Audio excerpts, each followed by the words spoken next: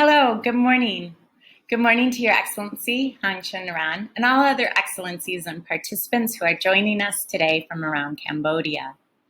Thank you to the Ministry of Education, Youth and Sport, the IDEA Consultancy, and IT Step Academy for organizing this event. I would like to welcome you to Platforms in Pedagogy, e-learning platforms that help schools move online successfully. Who am I? I'm Kate O'Connell, and I'm the head of the Giving Tree International School here in Phnom Penh, Cambodia. I have 25 years of experience in education, including having worked in and consulted at 30 schools in 12 countries and on 4 continents. In my various roles, I have a wealth of experience with children ranging from ages 12 months to 12 years. I received both my bachelor's degree in elementary education and my master's degree in curriculum and instruction from Michigan State University. And soon I will have completed my certificate of school management and leadership from Harvard Business School. My educational leadership philosophy is based on 3 key points: impact, collaboration, and innovation.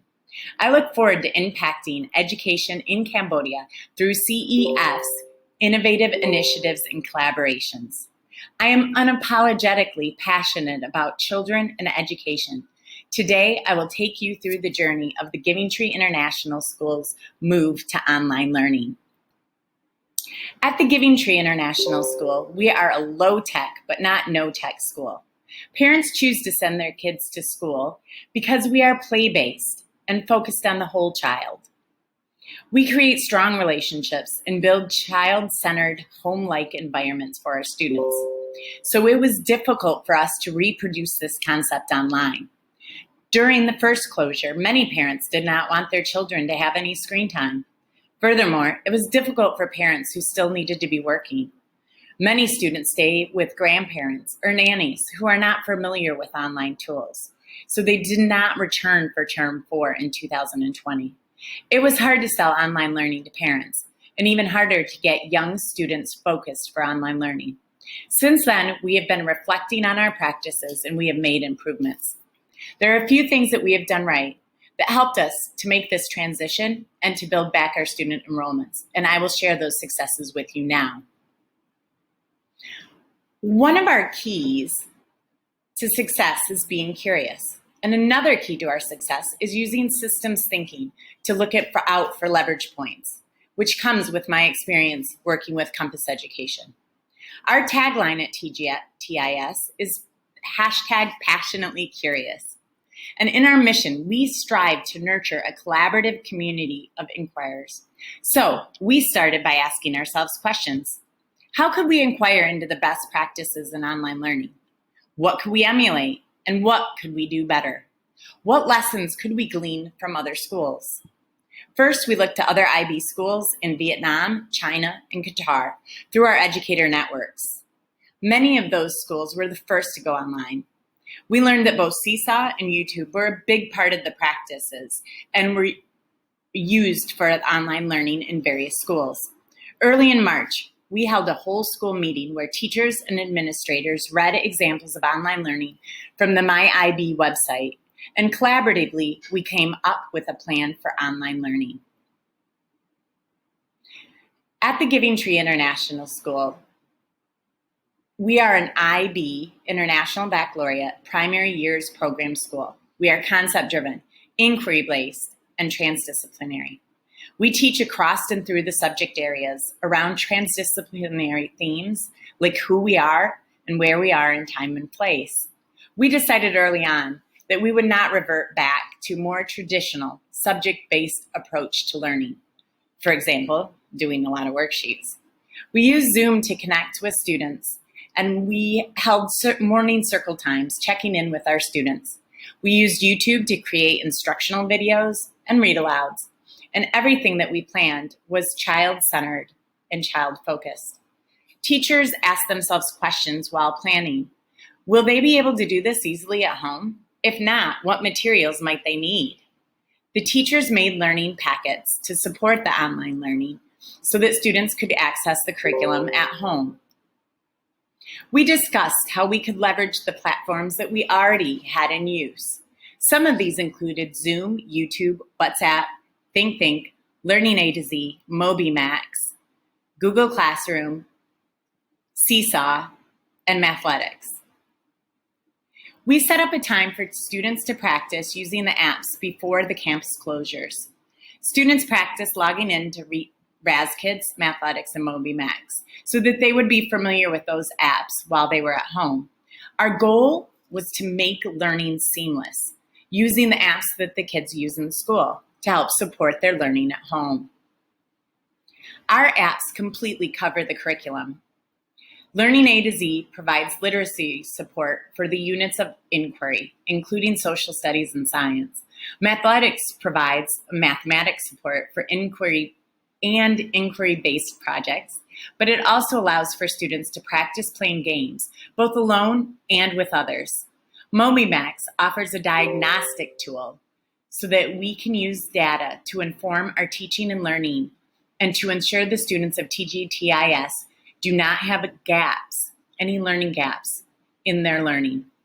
So, with so many apps, we have offered parent support, both on campus and online. Furthermore, teachers have guided parents and caregivers how to set up purposeful learning centers at home to cater for and support our younger learners. These centers will then become areas for learning throughout with guidance of the support of teacher input.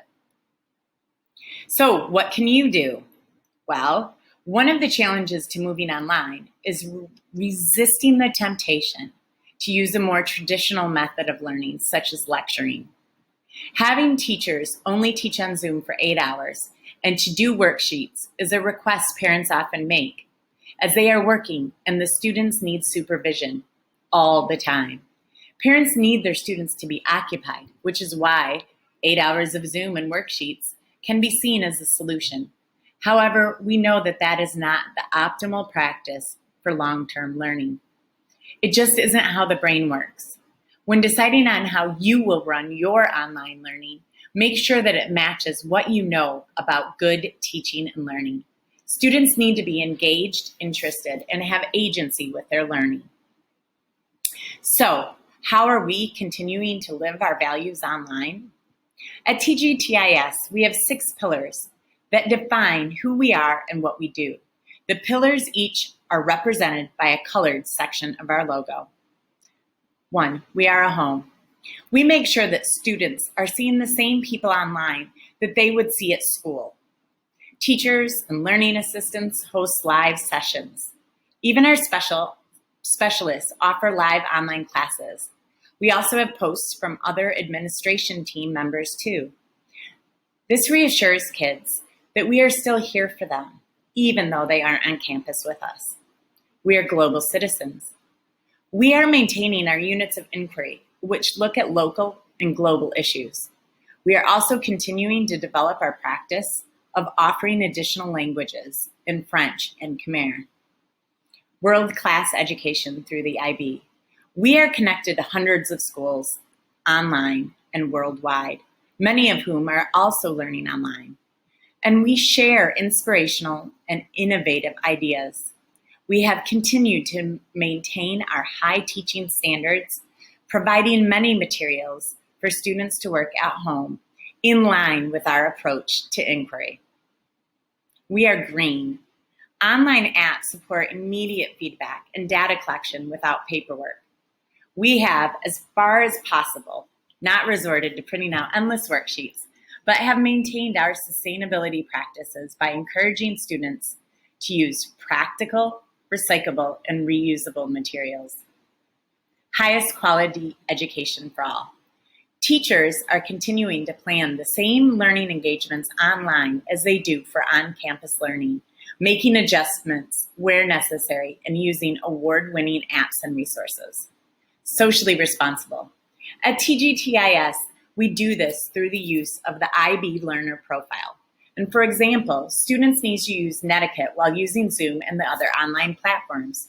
And the teachers provide feedback on this to the students through Seesaw. Ongoing reflection. To understand the effectiveness of our programs and to measure our impact, We need to include all perspectives. Asking questions about how effective our programs are and how we will measure that impact has helped us to know where our leverage points are. Those leverage points that will help us make the most effective change to our learning system.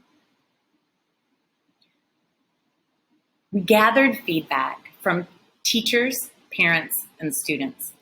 This is an example of the results from a parent survey that we put out on Google Forms. We met with teachers in meetings, teachers made phone calls home to parents, and teachers asked their students for direct feedback. The feedback showed us that we were doing a good job, but the biggest pain point for us was that we were just not doing enough, especially with our specialist classes. As they have been conducted on YouTube, we found moving them to in live classes was a successful pivot. So what can you do? Well, I would suggest that you can continually reflect with all of your stakeholders by asking these two questions. Ask, how effective are our programs? And how are you going to measure your impact? You can send out surveys, make phone calls, and find other innovative ways to elicit feedback. At the Giving Tree International School, we strive for continual improvement. With technology continually evolving and changing, so much are online offerings. Just as tech companies troubleshoot to improve upon their products, at the Giving Tree, we feel it is equally important for us to improve our online learning tools and tasks, as well as our practices, to make sure our students have the optimal educational experience. We do this by asking ourselves 3 questions. What are our biggest pain points for teachers, parents, and students? What are the small things that we could do better that would make a big difference? And how can we serve our community more effectively? We made some pivots, and I'll talk about those pivots now. First, we pivoted with our apps. In addition to moving our specialists from video lessons to live lessons, we also have taken on a new comprehensive app called Toddle that has all the features of Seesaw, plus the student information system and IBPYP planning, curriculum mapping, as well as professional development on the IBPYP and support. Furthermore, we have added reading aids for our younger learners to our literacy suite. Next, we made changes to our schedule. We created a schedule that reflected a more seamless transition from in-class learning to online learning.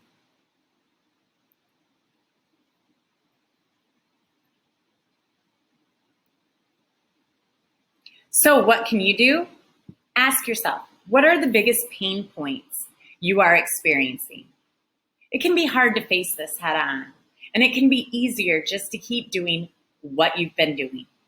I want to inspire you today with our example of what is possible and how we pivoted to improve upon what we're doing, even when we were doing it well.